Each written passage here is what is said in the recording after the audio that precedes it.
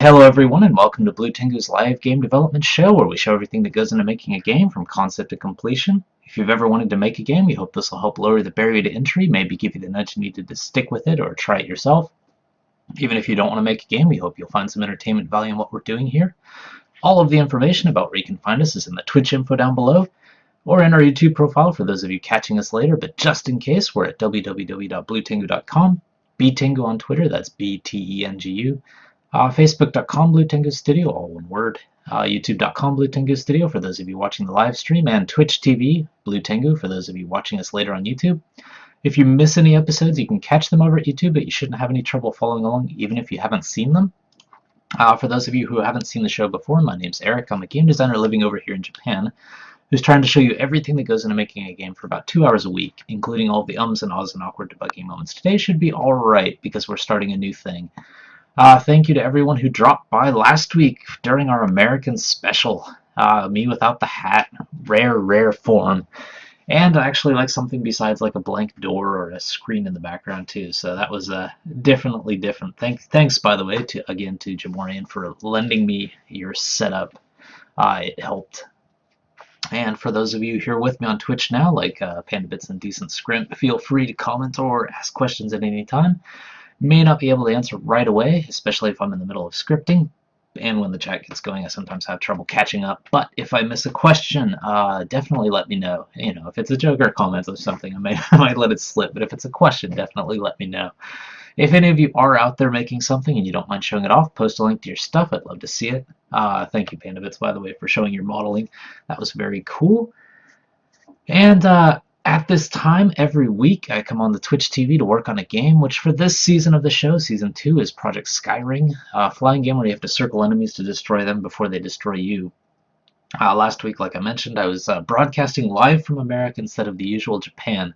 And since I didn't have my usual setup, I didn't worry about any game maker stuff. I focused instead on paper prototyping. Well, paper prototyping, it was mainly just using Photoshop and Paintbrush and things like that to kind of think about the concept of ground combat in this game, followed by a quick test of the story-based game software Twine to see if it might help with story prototyping in the future, because it's basically a very quick way to make a quick choose your own adventure book in a way. Just old school adventure game, kind of branching stories and everything like that, and it's very easy to use.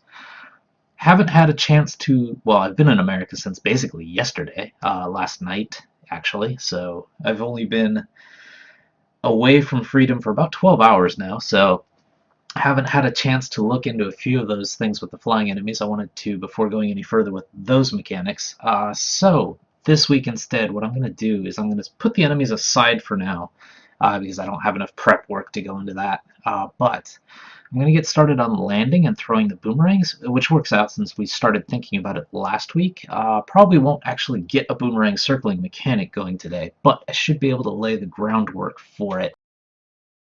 What I did was I moved all the enemy tasks back to the to-do list, and for this week's episode, what it's going to be is mainly, up until now, you've just kind of flown over the ground, and as soon as you hit the ground, kind of the collision, you would automatically basically turn into your walking form, which is basically just a yellow circle at this point, and as soon as you leave that, you would go back to your flying form. What I do need is some sort of takeoff landing mechanic, so that the player can actually get on those islands. The next thing after that would be to actually have a button fire the boomerang or something like that. So those are very simple tasks. I do want to keep it simple this week because I'm very jet lagged, I'm sure. Would not be thinking straight. And it has been 2 weeks since seeing the project and stuff, so it's a good chance to get used to it again with simple stuff. Should be okay with these three things. So for the first thing, performing an action to take off from the ground. The reason I need that is because later on the islands will probably have like, let's go to good old Paintbrush and actually show what islands might have in the future. But you know, you've got these islands out here. Right now it's just basically a giant green something or other that's just there, and then the rest of it is just this blue something or other, ocean. And when you come, you basically, let's use a color that actually makes sense. When you come here, you just automatically switch to this form, and when you leave, you switch back to this form. Great triangle. Yeah, Red Ocean. Now it's Siren. So this is fine for now, but in the future there's going to be different things like obstacles and whatnot that are in your way where you can't land. You might have to actually find a place to land, a landing strip. And I want to think about that a little bit because it could affect the strategy of the game. Let me just start a new picture. Let's get this one a little bigger. The islands right now are way too small to do this sort of thing, so increasing the size of those islands is going to be one thing, but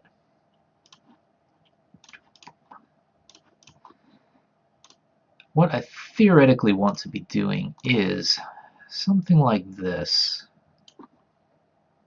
where you have like a very defined like landing strip kind of object, maybe in multiple places depending on the island. And other than that, you can't really land. The reason I want to do that is because, let's see, it might be caves, it might be trees. Unfortunately, I'm already using green, so I'll have to use brown. Well, let's see. Let's go California style. Brown trees. Yes, California is burning up right now. Huge drought, so let's go with brown trees. California style, although the grass would be brown too, so that's that. But have something like this where the player has to kind of run a bit of a gauntlet, because out of these like areas, enemies are going to come streaming out. At least that's the goal, is to have enemies kind of streaming out at the player, so they have to use their boomerang to kind of circle them and kill them as they go towards their thing. And their thing has been this monolith thing over here. Yeah, I'm using thing way too much. Yeah, this monolith over here. Because when they activate it, they can do stuff in the game. Right now, you can basically just fly over the monolith and just activate it. That's already in the game, technically. So, need to actually have a little bit of a gauntlet thing going there so you can kind of go through these enemies without kind of cheating, I guess is the way to say it. So, today what I want to do is try to define this landing strip area and only change the player to the ground version if they go over those landing strips. Otherwise, keep them in the air. May not need to use a button to actually land or take off, which would be nice. The only thing is, if the player's already on the ground and they go here, that's fine, but if they're kind of running around in here, they just kind of do this sort of thing where they go outside the collision for a bit and then come back. It might be a little bit awkward if they're flying again. So might need to add a little bit extra in there so that it forces them to kind of run in this direction. Like maybe enter up here and then leave here or something. It's going to be kind of hard to make it something that the player's going to understand pretty easily. Like they can't do this or this. I would imagine maybe using the edges is okay though. Like if they're doing this, like if they're going back and forth on the side here, you don't want to keep having them like shift to the flying state and the ground state, flying state, ground state, just because they're like stepping over this random collision line. But if they leave this edge or they enter the ground from this edge, then change the state, that kind of makes sense. So like if they're, let's see, I've got my little yellow circle for the player right now. For example, if they came in here, until they hit this collision, they're not going to change to the flying state, and if they're in their flying triangle, if I can get a triangle going, if they're in their flying state, they're not going to get out of the flying state until they hit this collision. I think that's probably the safest way to go, because then if they, even if they come in from the side or something, they can still land. So it's not too severe. Don't want to make it something where the player has to line up. But I don't want to make this like a Top Gun Nintendo style like aircraft landing sequence. I don't want to make it that hard. But let's see. Good. I almost wish to make it in UE4. Well, yeah, UE4. Yeah, you could easily do choose your own adventure stuff in UE4. At least unlike 3, 4's UI stuff is a lot easier to use, so that's not too bad at all. You could do it in Unreal Engine 4. And ecological reasons for the brown trees, yes. Hopefully California gets some rain. We're flooding over here in California as dry as a bone. Wish we could like get a little pipe going over there, send them some of our water. Yeah, the next town over is basically flooded in Japan. Been in the news a lot. So let's keep this picture for now because it might actually serve as reference. Desktop.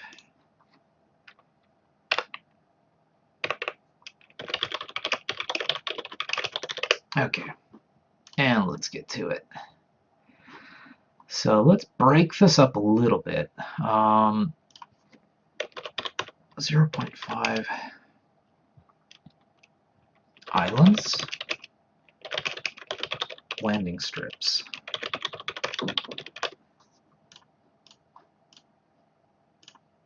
I guess there has to be some graphic thing to it too, so let's just do that.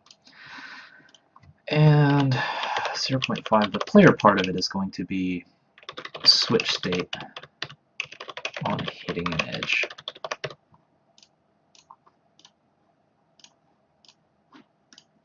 And that'll get rid of that.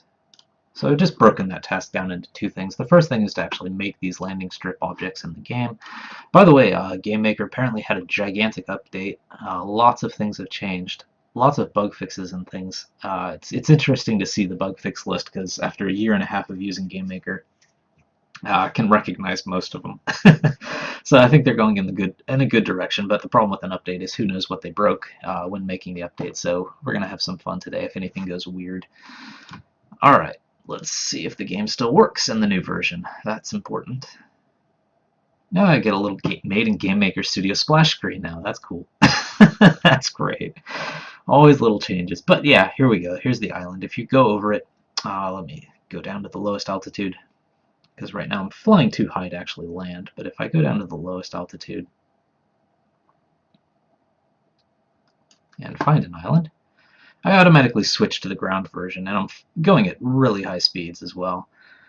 But switch to the ground version. So what I need to do is have little landing strips there that'll allow me to do that.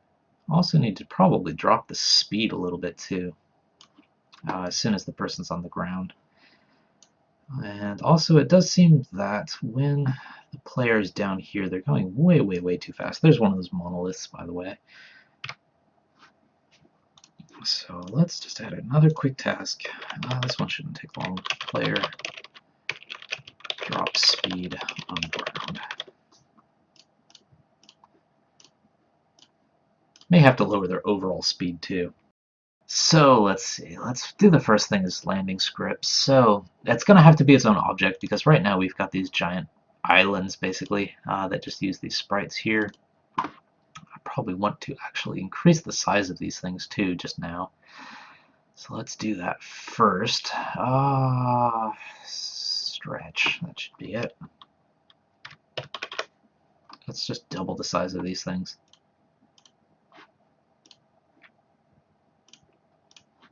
And make sure it doesn't break the game. Probably some of the islands will be overlapping, I'm sure. There we go. It's a little more room to maneuver.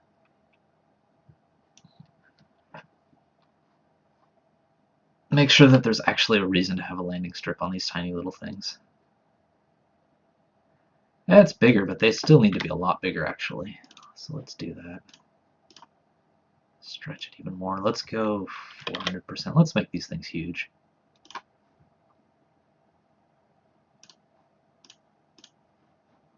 And I'll delete a couple of them out of the room so that they don't take up the whole map.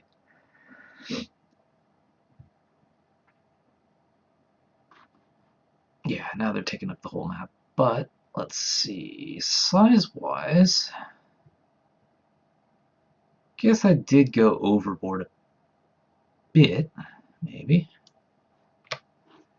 Let's take them out of the room here.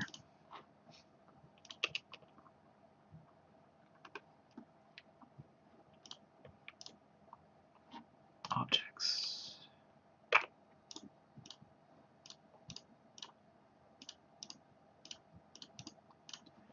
Don't want any leaving the room, so let's get rid of those ones first.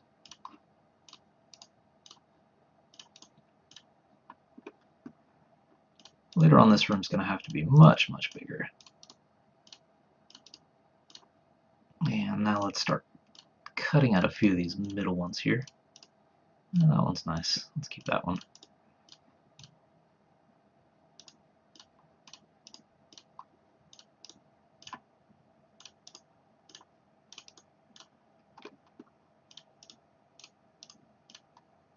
Just theoretically, finding an island while you're flying out there should actually be kind of a fun, well, it should be an interesting thing, like Zelda or something, finding a dungeon entrance. It should actually be something that excites you, not just islands are everywhere. You can certainly have islands that you don't land on, just for decoration or whatever, but...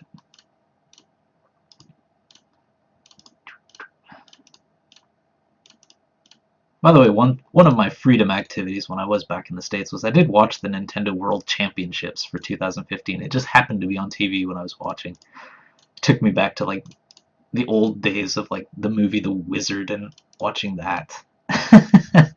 Seeing Super Mario Brothers 3 for the first time, pestering my parents for it. It was interesting because they did bust out Legend of Zelda, like the original, as one of the challenges for, I think, the people that were going to get eliminated. There's a bunch of monoliths just kind of floating out here now, but I'm not going to worry about those yet. I'll do that part later. In fact, just so I remember it. That shouldn't take too long. Reposition them, just so there's not monoliths in the ocean. But I can do that later.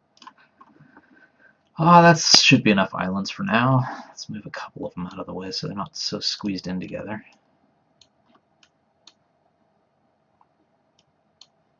Okay. Now let's make an actual sprite for landing strip. So sprite landing. That's fine. Edit-wise, let's see. The player's 32, maybe 256 or something. And if I want to tell, it should be longer than it is wide. It should be a quick fill. If I have brown, that'll work. Lovely brown. Alright.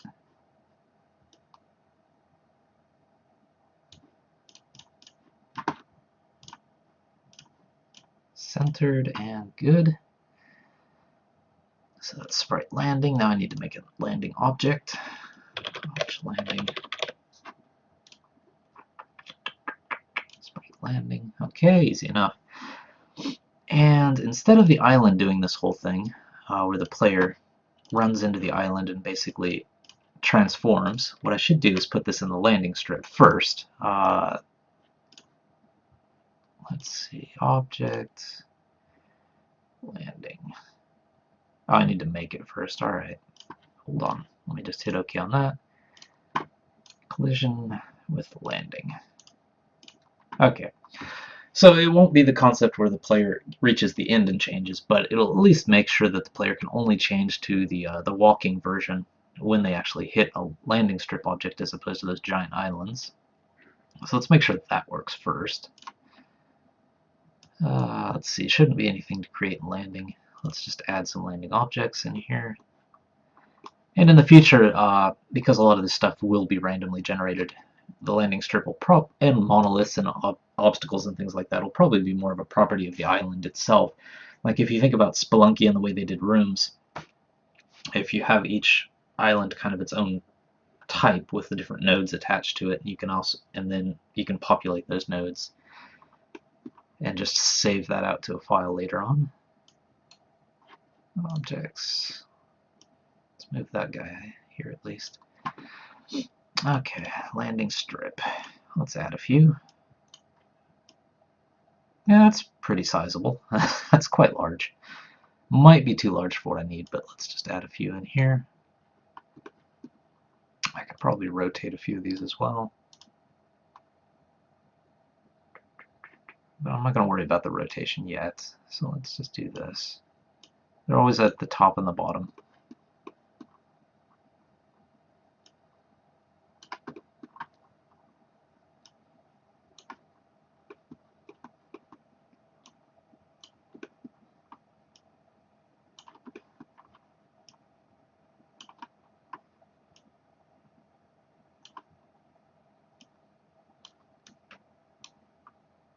Any more? Nope, that's good. So I have 2 landing strips on every island now. They're pretty boring because they just go up and down and they're all kind of in the same places, but there should, later on there should be some on the side, some in the middle of the island as well. But wow, that's all different. Yeah, I guess that's one interface change with the new Game Maker version. It pulled out all of that flip stuff and everything else here, so that's kind of neat. You can actually change the rotation. All right, let's do that. 90. Nice. Okay. So we can actually make a couple of these just easy enough.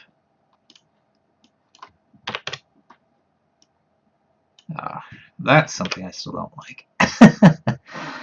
All right, come on. Come on, grab the object. Grab it, boy. Come on, come on.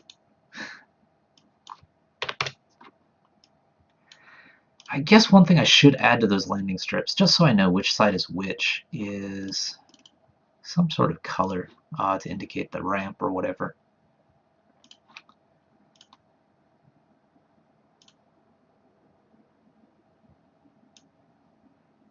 That's a nice white. Don't need that though. And I'll catch up to the chat once I do this. Let's see, the ocean side I guess could be a lighter brown or something, just to make sure I know which side is which when I'm placing these things later.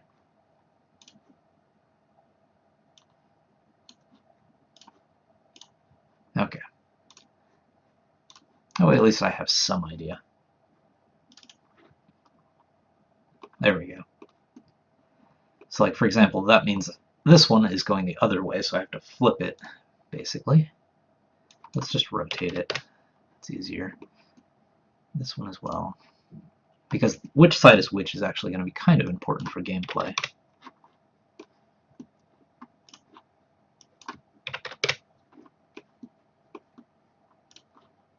Let's do this 190.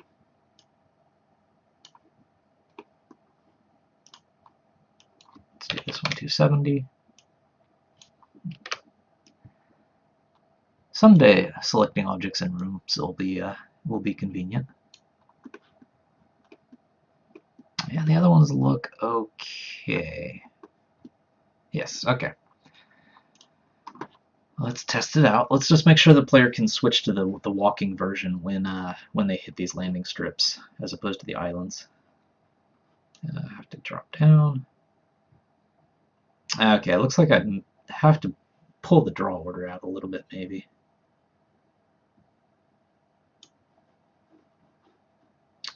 Yeah, I have to change the draw order so it's not on top of the player. Also, I do have some old clipping code in there. That's why those islands are kind of appearing and disappearing, because the actual object is way off screen, so it's thinking, we don't need to draw this because it's too far away. So I need to update the clipping code a bit there too. Okay. So there's this thing called a view buffer, and basically if the object is outside of this view buffer, I turn the visible off. Otherwise I turn it on, just to save on some processing time. But with the islands, let's just turn it off for the islands for now. And just so I do remember,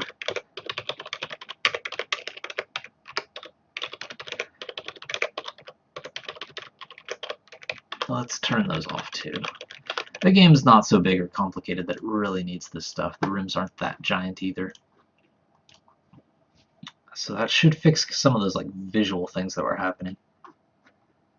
Okay, let's go down. Find ourselves a landing strip. So as you can see, it turned grayscale now that you're at the lowest possible altitude. And landing strip. Yep. Okay, I changed to the player over the landing strip. I'm on the island now, but I'm back to flying because I'm not in that landing strip object, so I need to start working on that stuff. The Grim Gary did mention offset a shadow from the player. Yes.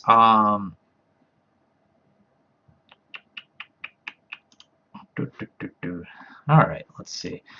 So one of the games I did use for reference in the very beginning when I was thinking about the project was a game on the Commodore 64 called Blue Max.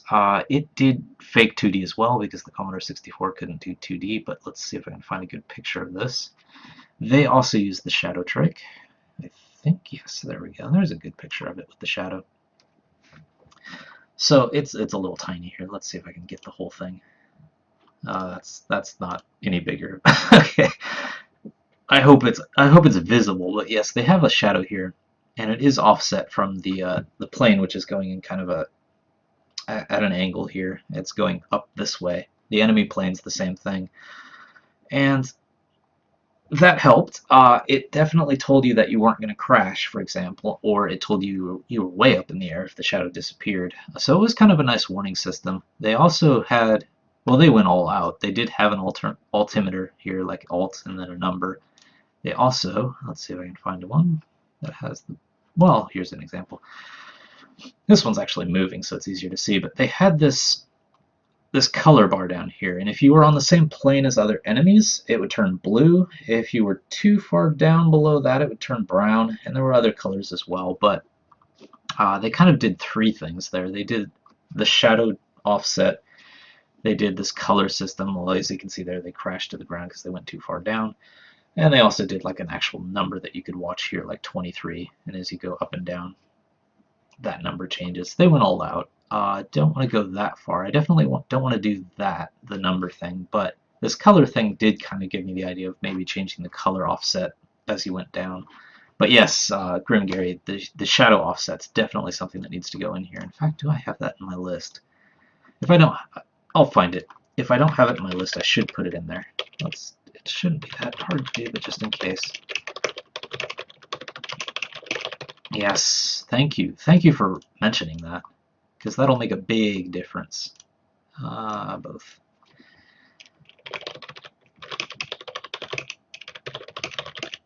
Below the player, offset based on altitude. Think blue max. Just so I remember what this means later on when I come across it. Throw that in the list. In fact, that should be a high priority thing. That would actually be a good idea. Alright, so this sprite landing thing. So we need to have this and this. Would it be easier to make these separate objects that kind of attach to the landing pad? It's interesting. Whether, well, let's put it this way. Let's do a new picture here. Well, alright, this one's fine. Whether you have this little bit as its own object, because it's going to need to do its own collision checking and stuff like that for the player, or whether you use like box collisions inside of the landing object. Decisions. I hate the way GameMaker does like box collision and stuff like that, so I'm thinking new object might be the way to go, but I do need to add GameMaker, otherwise I'll get everything under the sun. Collision rectangle, that's it. Yeah, whether to do this inside of landing or not.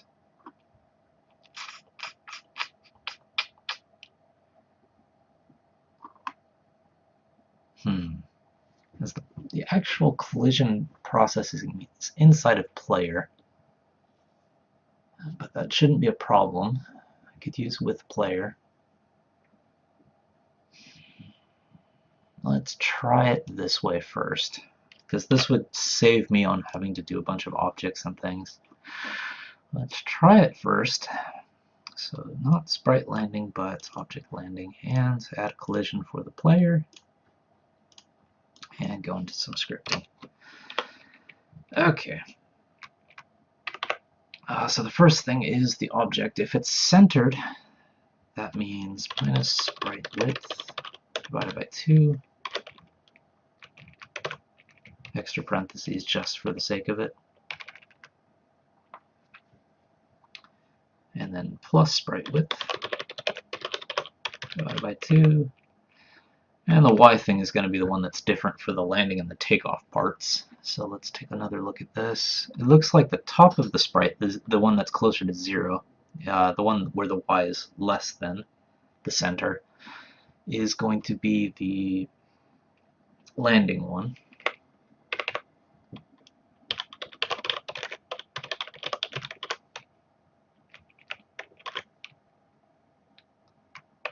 And just to give it a little bit of wiggle room. Oh, by the way, Cirrus, I did see a preview of the movie Cooties, and that looks awesome. Thank you for letting me know about that. When I was back in the States, using like Hulu and things like that. They had previews of it. And that looked very, very fun. Fun movie. Looked nice and ridiculous. Doesn't need to be precise, and not me. Doesn't matter because it's not searching for itself, but we'll do that. Okay. Well, let's just check what collision rectangle returns. Instance ID. Alright.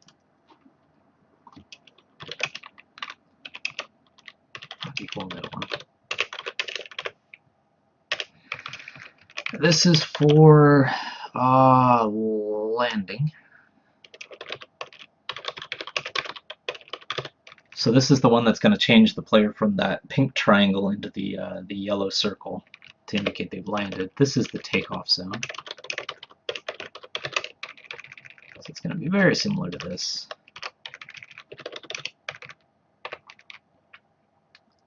Except this is going to be positive. Well, I don't need to put a plus there.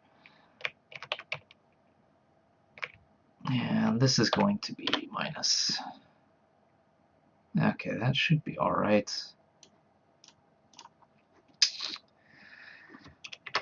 With player. With player. Okay, let's drag this out of here. Well, I guess I have to put this into script, so let's move that up there. Okay, so it has to make sure that the player's altitude is at the bottom.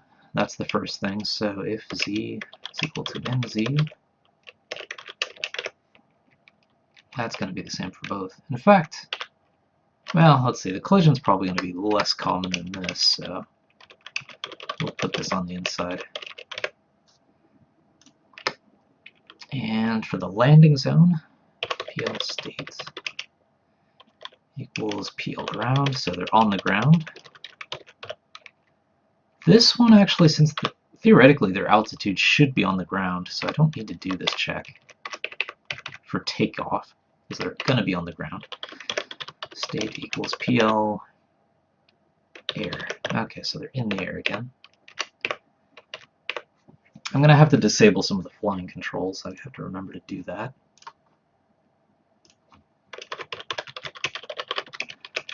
Disable flying controls on ground. Because otherwise, you know, if you click the right mouse button, you can probably gain an altitude and all that stuff, even though technically you're on the ground. Let's save that for later. Okay. So if this works, the top part of that sprite, when the player goes into that, if they're low enough, they should change to the ground state. And the bottom half, if they hit it, they should change to the air state. If this works, collision rectangle. Sometimes I don't have a lot of luck with it, but we'll see. And the other thing I need to do is get rid of this, because that's no longer doing anything. Alright, let's try it.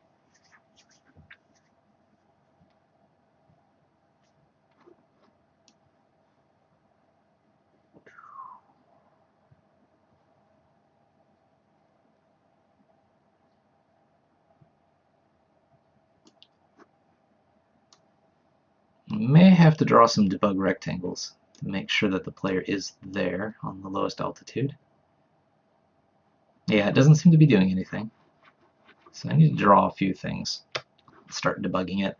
Yeah, as usual, collision rectangle doesn't work for me. I'm probably forgetting something, but let's just check it out.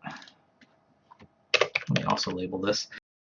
I do need a draw event in here so I can actually draw like where these collisions are first to see if they're working or not. So I should do a draw rectangle. By the way, Dank Meme Sword, do you work on any of your own games? If you do, I'd be very curious about them. Oh, there's no if here. And I don't need all these extra things at the end. And do I have everything I need? Oh, I need to say whether or not it's an outline or not. Yeah, let's make it an outline. And let's draw the other rectangle, which is positive, positive, minus. So if this works, there should be little like wireframe rectangles over where the collision areas should be.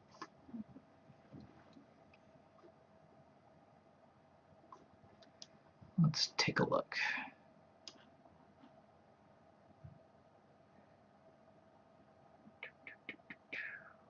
Yeah, these islands are very big now. Should be coming on a landing strip over there.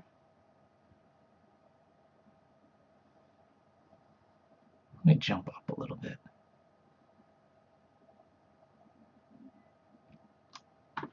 This might be one of those islands where the landing strips are off to the side. The starting island. Or there is no landing. Oh, I know why there's no landing strip. One thing. If you ever use draw inside of GameMaker, one thing you have to do is draw self. You have to add that in. Otherwise it stops drawing it. It draws self by default unless you add that in. But since those collision rectangles weren't showing up, I'm assuming they're not working. So I think I know why. Because I need to also say, I need to offset them by where the object is.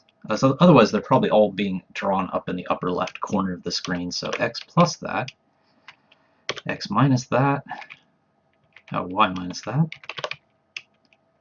x plus that. See, that's why it's handy to do these kind of things. Y minus that.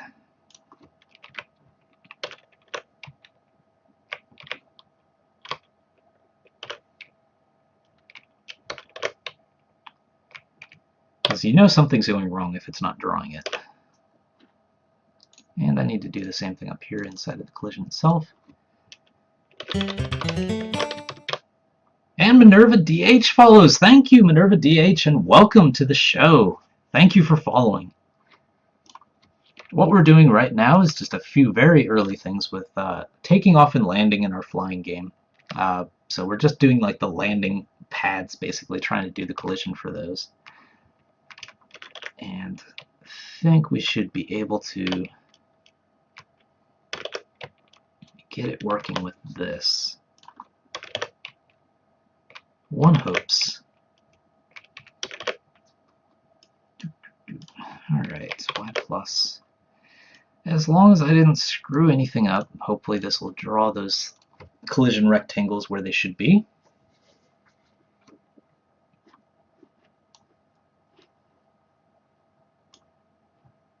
I've got an enemy tracking me down here.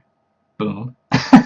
There we go. Okay, so you can see those generic white rectangles are basically where the triggers are. So let's get down to the ground. Let's lower our altitude here. By the way, for any of you who are dropping in right now, like Minerva, the graphics are, at this stage, extremely rough. In fact, they're intentionally rough, so hope you don't get too turned off by them. Let's see if I can find that island again. It's one problem with being so close to the ground. It's hard to find islands. There we go. Okay. It reacted to the collision rectangle, which is good. This is a good sign. With player. Okay, here's the first problem. I just didn't put obj in front of the player, so that caused the crash, but it did react. It did recognize that something was in there and tested it, so we're in a good direction here. So I just need to add this. So for example, that collision rectangle did fire off, which means this should work as soon as I do that.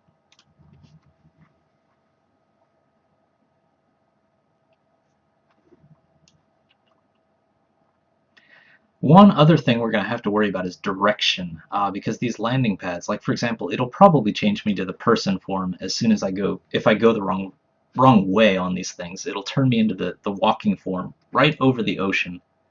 So I'll take a nice swim there.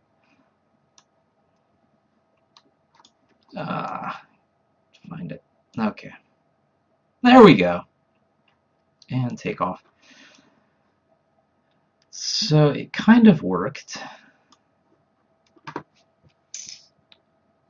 It works as long as I'm in there. So something is changing me to the flying state by default, I think, inside of player. But it is working. Getting inside of that little collision, when you hit it, it is changing the player into that landing version. So the collision rectangle is working. The only problem is the state is being reset as soon as they leave that collision. In other words, they fail the test. So there's something here. There it is. There's something every step that's changing the player state to air, which was probably for the previous version to make sure that the player didn't have any problems with that stuff. This should make it work. We'll find out. And let's see. Yeah, Grim Gary said people these days have a huge issues with book covers and not reading books. Yes, that is a very big problem. But I can't blame people too much. Maybe I'm too nice a guy. I should blame people more, especially after coming back from the States, the land of blaming people. Yes, but I can't blame people too much because I fall for the same thing. As I've said, I've bought a lot of games where graphically I thought they looked cool and they turned out to be not so cool, but I fell for the graphics.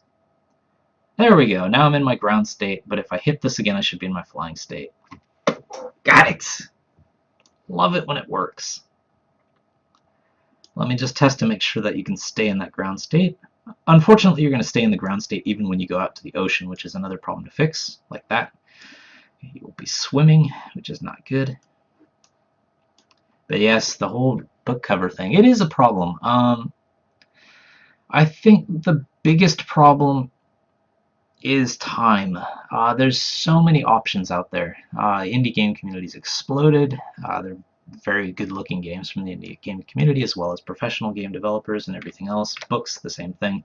There's so many things to entertain you that you spend half a second looking at things before you move on to the next thing to see if you want it or not.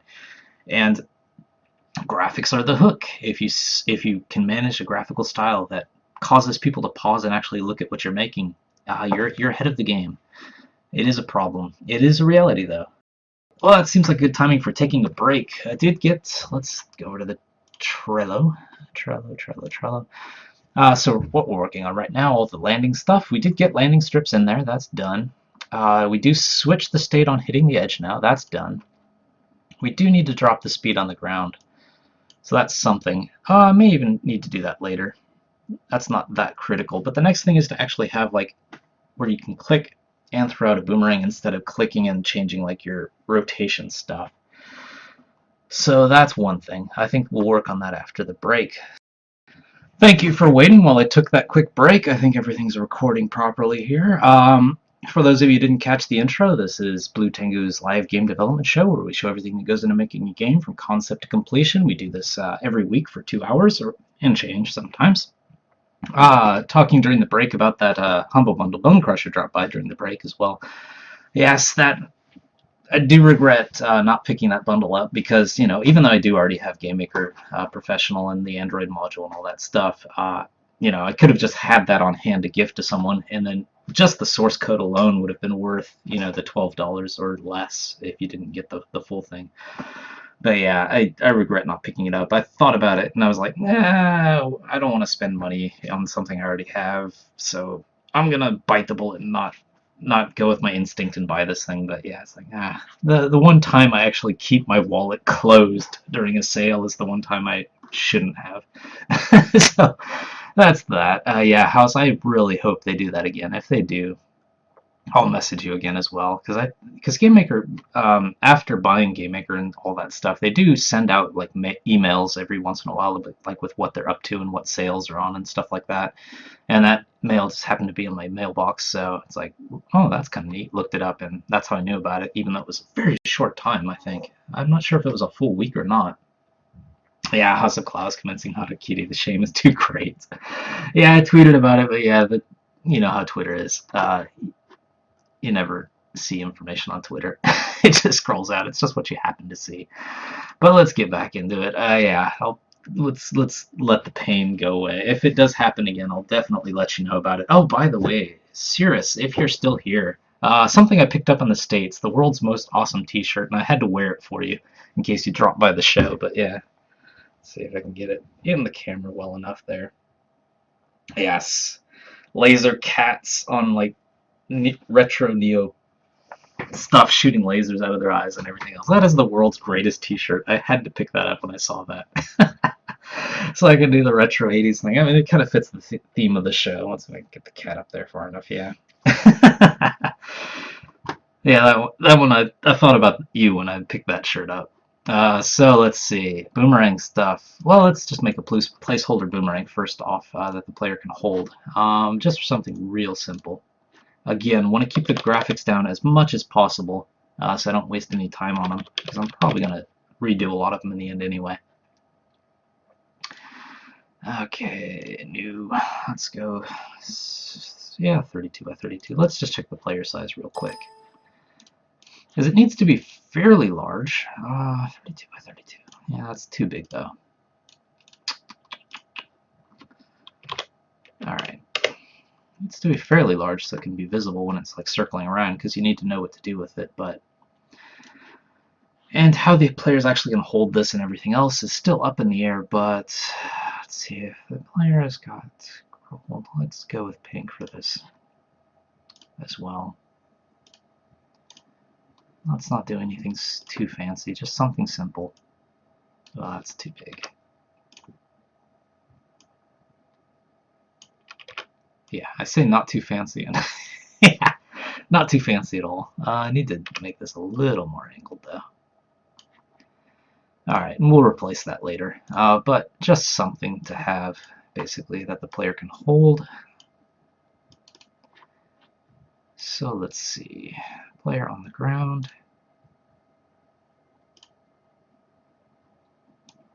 So this is going to be kind of complicated. There's a lot that's going to go into having a boomerang. You need to be able to hold it, throw it, know when you're holding it, when it's out there.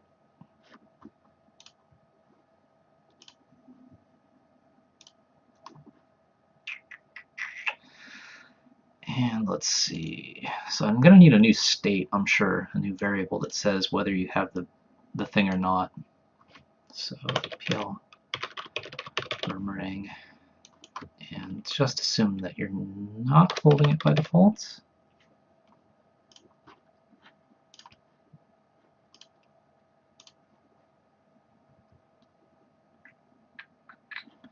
Seems fair enough. Or should I make it where you're holding it by default? Let's go with true by default. So this is whether or not you have the boomerang in your hand or whether it's actually out there flying. Let's see, what should we do with that? Drawing wise, if you're on the ground and you're holding the boomerang, it should be out there. So let's open this up a little bit.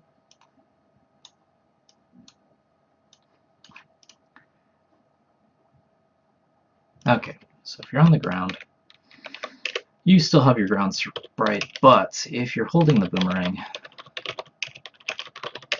then it should also show it off to the side somewhere. Let's go with sprite draw. Oops, draw sprite.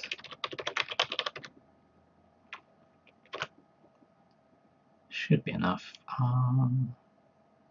Actually, if it's going to be an actual object, well, maybe we shouldn't make it an object until you throw it, because otherwise there could be some interesting things that happen. Like, for example, if there is a collision against enemies, if you're just holding it, maybe it's better not to do that. Unless, like PandaBits had a suggestion before of actually using it as a weapon, or somebody had a suggestion for that. It might have been, I think it was PandaBits, but yeah, using it as a weapon as one possibility. But let's just draw it as a sprite for now. So X, Y is just where the player is. Those come at the end, though. So sprite, boomerang, and subimage 0 because there's no frames or anything to it. And we need to offset it a little bit so it doesn't just draw it over the player's head. Width divided by 2, and draw it above the player. Height divided by 2, I should say. So that it should draw it in the upper left corner of the character if they have the boomerang when they're on the ground.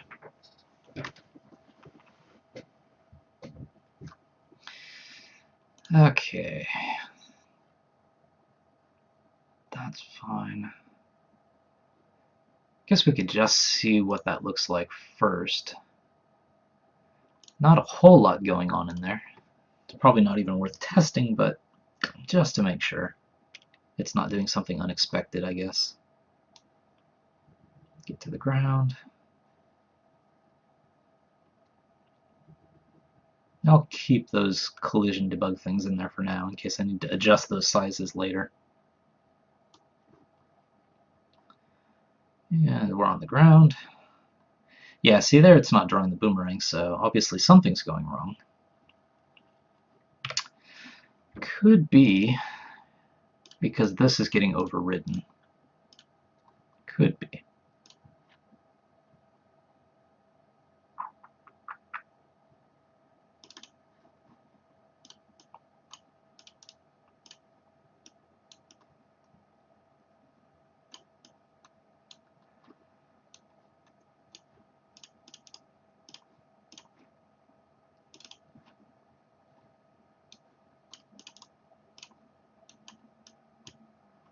Just to make sure I have it in these extra ones.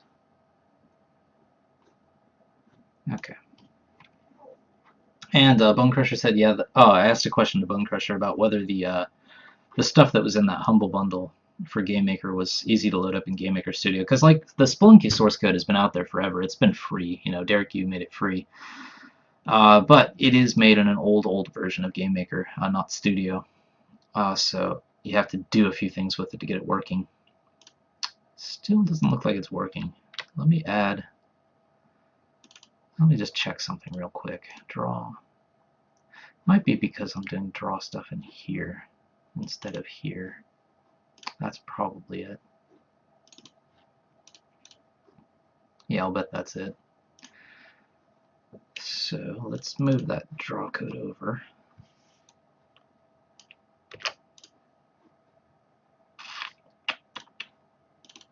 Free draw player.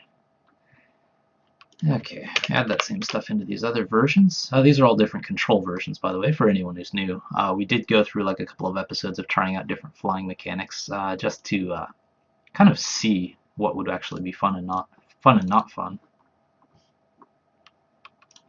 I'm not going to do it for all of them, just going to do it for these three. So I think we're pretty set on the flying mechanics we have now. And Bone Crusher said it's just the GMZs for the source code, which is awesome. Okay.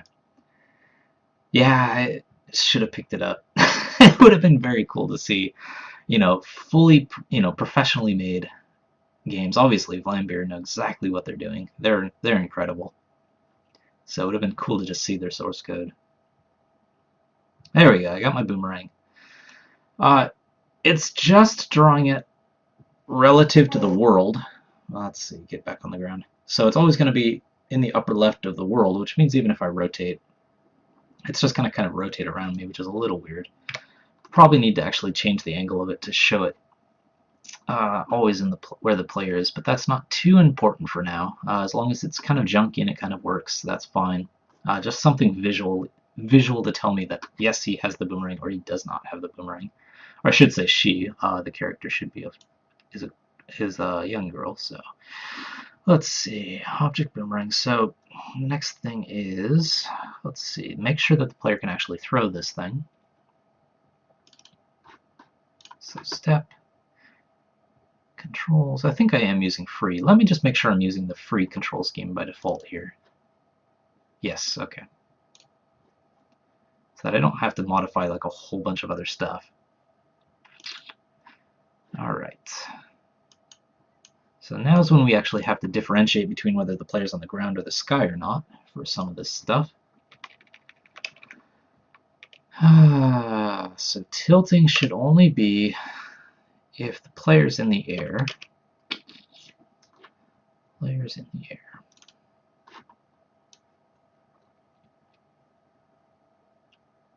PL state is PL air.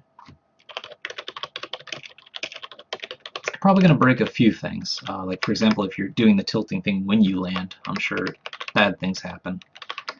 I'm not going to worry about that too much.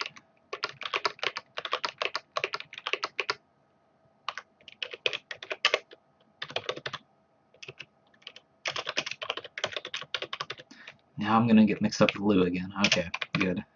I had to need the spaces in this version, because in Lua you have to combine them. So ground, if it's on the ground, if the player's on the ground. So these are the mouse button things. First off, let's turn Let's turn circle to false. Let's turn tilting off. And let's see, let's get these things.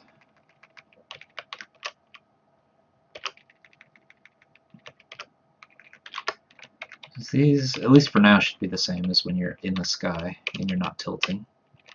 Just to make sure we don't just come to a stop when we hit the ground and can't do anything. And let's check the mouse button stuff. So, if mouse button, if mouse check button, global, mouse tilt. Well, let's go with mouse boomerang, just in case we need to separate those buttons out later. Let's not make too many assumptions.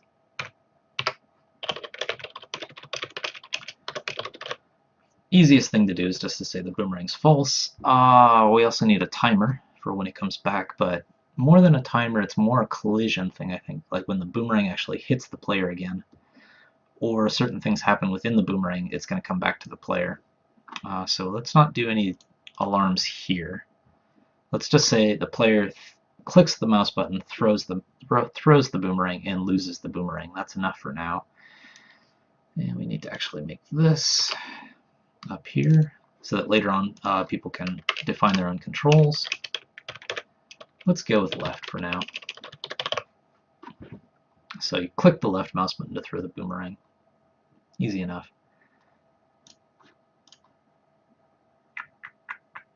And if you create the boomerang, instance creates x, y, object boomerang. So let's actually create a boomerang object. Let's just put it in the middle of the player for now. That's easy enough.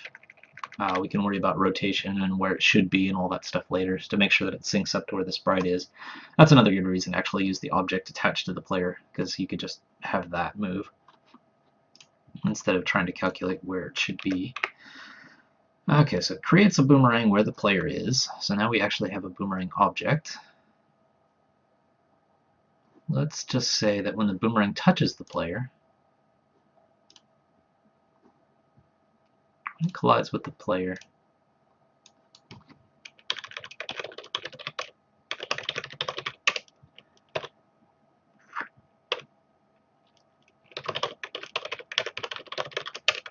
The player gets their boomerang back.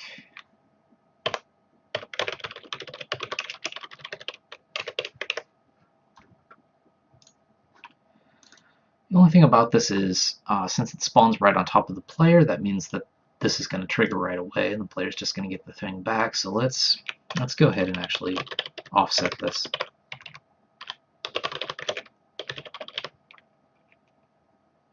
So it should just spawn like kind of off in random space for now.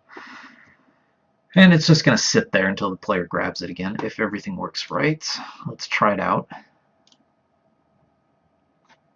Just making the base stuff.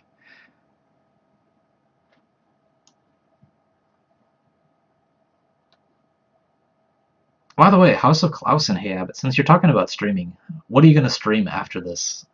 I assume you guys are streaming today. I'll just host one of you. But are you going back to Ark, or are you doing something else? Okay, so I got my boomerang and I just leave it. And one thing I have to check is right now I'm able to basically throw as many boomerangs as I want. That's not a good thing. So I need to actually do a check in there first. Launch player free. Manual inputs. Okay.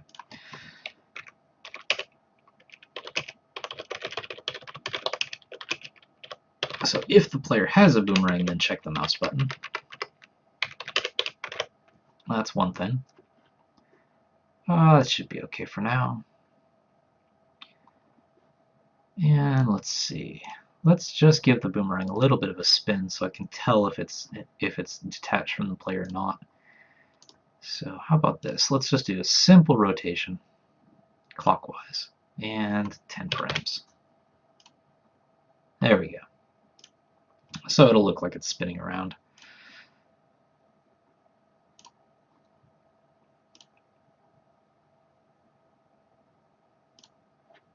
Object boomerang. Need to make sure that the animation is not happening. Let me just check real quick. Been a while since doing anything with this, so image speed, that's what I needed.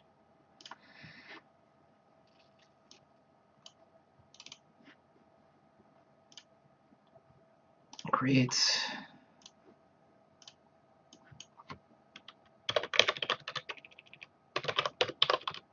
Well, let's just get image speed. Yeah, let's make it 5. Let's make it spin really fast when it's out there. That should do it. I don't think the sprite that the player is attached to should be rotating. It should only be in this object, but we'll find out.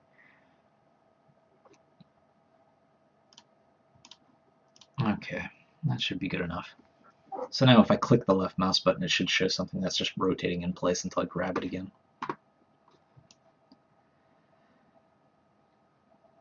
Probably should change the player's default position. If I'm going to be testing a lot of like ground stuff, I shouldn't have to be coming into the island every time. It wastes a little bit too much time. Okay, I got my boomerang. There we go. So I dropped it off. I no longer have my boomerang. I can't do any of like the right click like rotation stuff, but we're going to change all these ground controls later anyway, because it's not going to be the same as flying, obviously, if you're on the ground. That's not too important. It does look like the boomerang is getting dropped off, which is fine. Come over here. Get another Google ready just in case. So firing on land throws a boomerang. Yeah, that's fine. It does do that. And we do have our placeholder, kind of junky boomerang. It looks too bad even for me, so let's just change this image speed to 1 real quick. It's too fast rotating. And drop speed on the ground. Okay, that's the next thing we have to do. The thing about being on the ground is right now it's still using kind of a toned down version of flying control, so we have to start fixing that to actually make it feel like you're on the ground. One problem is with flying, it's okay to just kind of go at a steady speed forward, but when you're on the ground, that's not really what you want to be doing. In a way, the ground controls have to be like one of the older flying controls where you get to the edge of the screen and that's what kind of moves it forward. So what we could do is, let's go ahead and make a new image. What we could do is if this is the screen, because I do want to keep the number of controls down, we could do something like this. Well, that's too wide. Let's do something like this. You've got a bounding box around the player so that when the player does kind of reach this edge, they push the whole screen forward. Pretty old school adventure game kind of thing, just to keep the screen moving with the player. And fix the camera angle so that they're more or less top down based on those landing strips. We can kind of control based on the landing strips where they are, maybe re-rotate the view so that it's always like 90 degrees so you don't have these weird like visual things going on, and just have the player free to move where they want to move, kind of a top-down game when they hit the ground. So the first thing is to just not have them doing this go forward automatically thing. That's step 1. It might actually be worth making a separate object for the player when they're on the ground, because a lot of like kind of old school game maker tutorials, they go a little overboard with it. Like there is the ability to switch like objects and swap them out and stuff. Obviously, you know, we're doing it with these like different control schemes. But like when they were doing it in the tutorials and stuff way back in the day, even for like animations and stuff, like the walking player was a different object, the jumping player was a different object, and that's how they kind of kept everything compartmentalized. In this case, because the flying player is so different from the ground player, it probably is worth splitting the objects up so that when you hit the ground, you swap to the ground, like walking object player, and when you're in the air, you're a different object. The advantage to doing that is you can keep the logic kind of separate, because none of the logic for being on the ground, like throwing the boomerang, moving the camera around, having like that frame and everything else isn't going to make any sense with the flying stuff. So it's just going to be these giant like if-else statements, like if you're in the air, then this. If you're not in the air, then this. So that's one thing. Might be worth doing that. Let's just get it started in here for now and break it out though. So this is basically like a totally separate control scheme here. So we don't want motion set anymore because we don't want the player to move forward automatically. Players should still move within the window based on the mouse though. The next thing is probably if the player's close to the edge of the screen or outside of a bounding box, actually shift the view with them.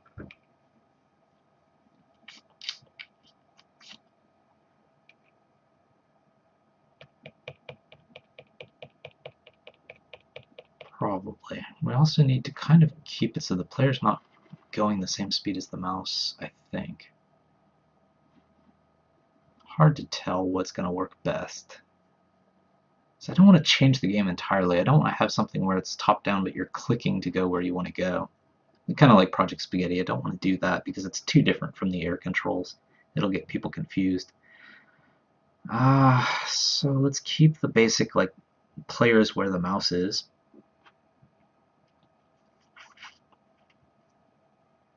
Alright. So let's see. What's the best way to do this?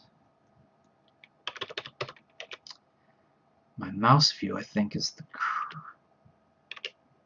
mouse view.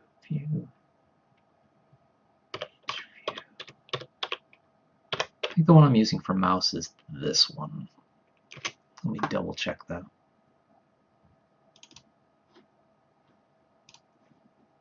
Player system.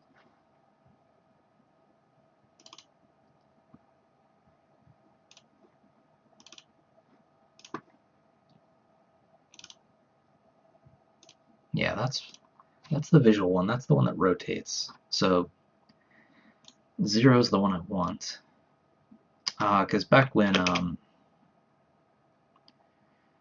back a couple of, well, towards the beginning when we were first rotating the views, we had one view which is static in the size of the screen, which is used for tracking the mouse, and then we have the other view which is actually the visual one. So we want this one. So if mouse current mouse x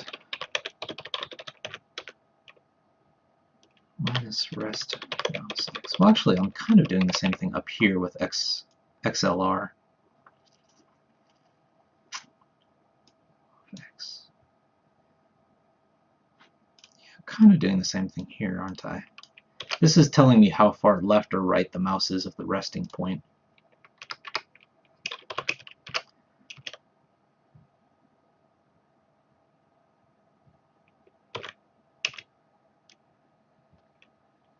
Hard to tell. Let's see. Let's just try a number here. I'm not going to get too into this because this is going to be too much to bite off when we're kind of wrapping up the show, but let's just get it started.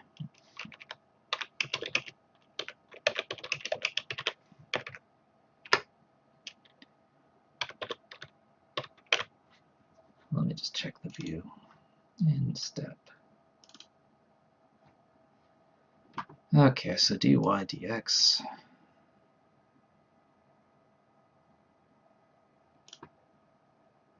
So I've got an off x and an off y that I can use.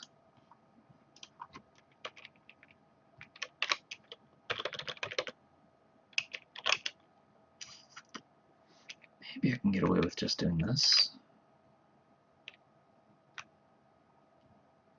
Maybe I can get away with just doing that stuff. Let's try it. Let's do this for y as well.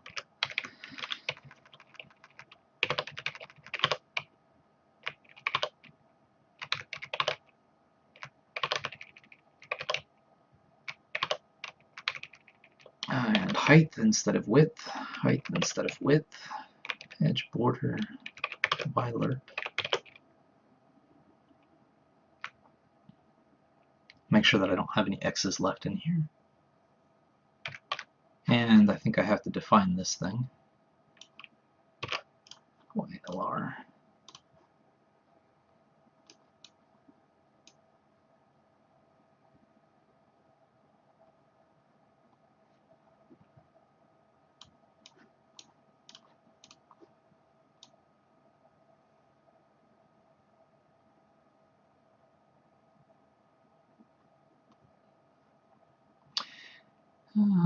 Okay, it doesn't look like I'm actually defining that anymore, so I should be okay. It's just using to make the off Y.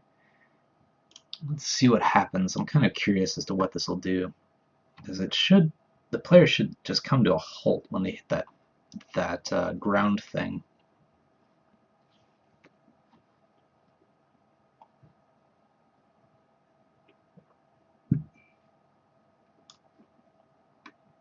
The screen shouldn't automatically move up anymore, in other words.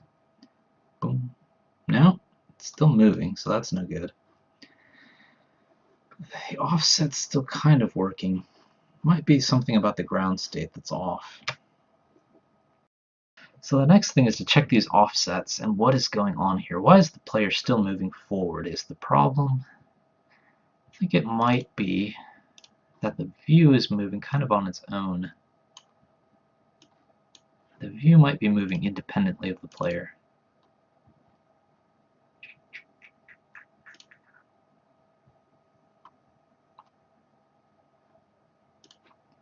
No, it should be based on H speed and V speed.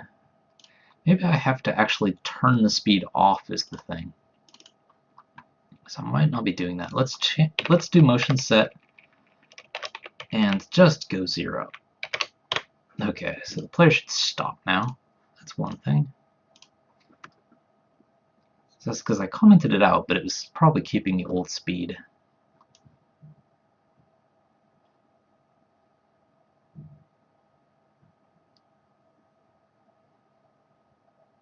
I'm not sure why there's that made with GameMaker splash screen at the start anymore.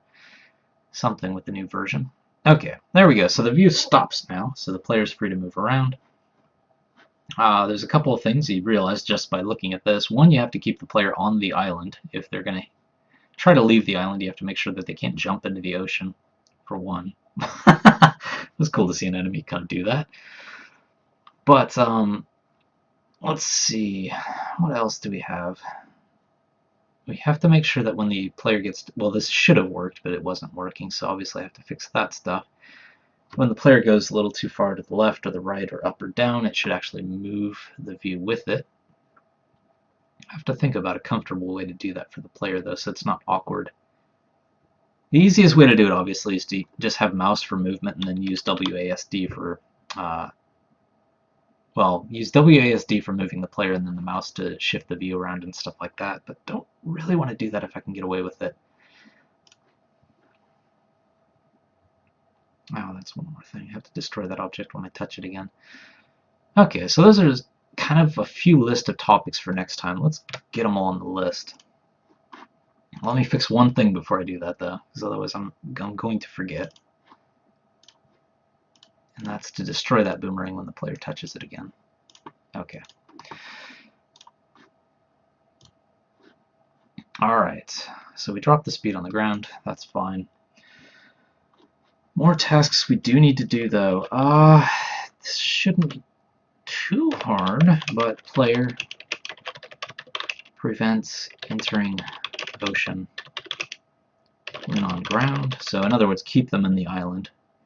Should be okay. I think in the future the island's going to have all these objects and collision objects on it, so it's probably just a matter of like creating collision objects on the side of the island that stop the player. Kind of like in Project Spaghetti, like those barrels and things like that. It's just going to stop the player at the edge of the screen to make sure that they can't jump into the ocean. In fact, let's make that a property of the island. Edges stop player. And let's make a comment so I remember what that is. Make sure the player doesn't jump in the ocean, basically.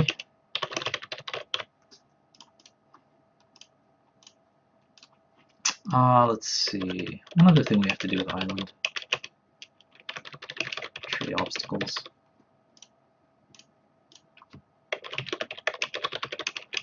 Mountain obstacles. just to give us some obstacles to work with. We can add more later, but just to get that in there.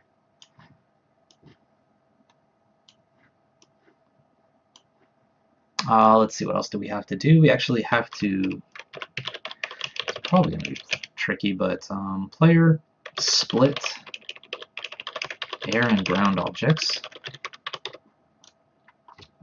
We also have to player move the view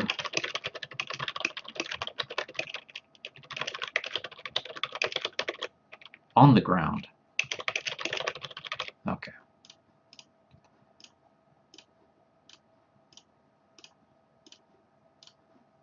So those are pretty important for doing anything on the ground. Episode 10, coming back from America, jet lagged and all that, didn't want to jump back into the enemy stuff because there's a few things I need to resolve before doing that, which should probably be next week.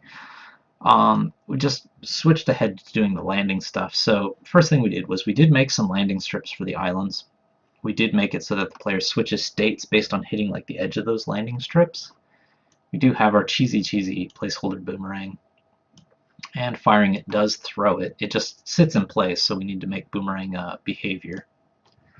But I think some of those tasks are down there, so I'm not going to worry about that. And we did actually stop the view from moving automatically when the player hits the ground. So we did do what we wanted to do in episode 10. Kept it simple this week. And let's think about next week.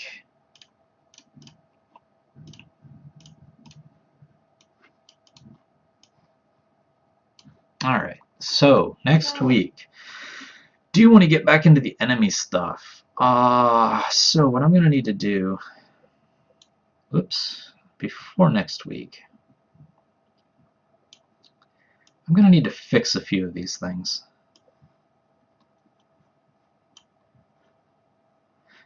Well, like last time, I needed to fix these two things before getting onto this stuff, so I'm going to try to fix these two things maybe this weekend if I can, in overtime, and then start getting the enemies to kind of bunch up and link together. Create those kind of like, well, we talked about it 2 weeks ago, but these like ties, kind of like neurons or something, where you've got these circular enemies and then they have little like strands that go between them. When those strands are charged, if you run into them, you get hurt, but if they're not charged, you can kind of use your circling mechanic to cut them and split the enemies up again.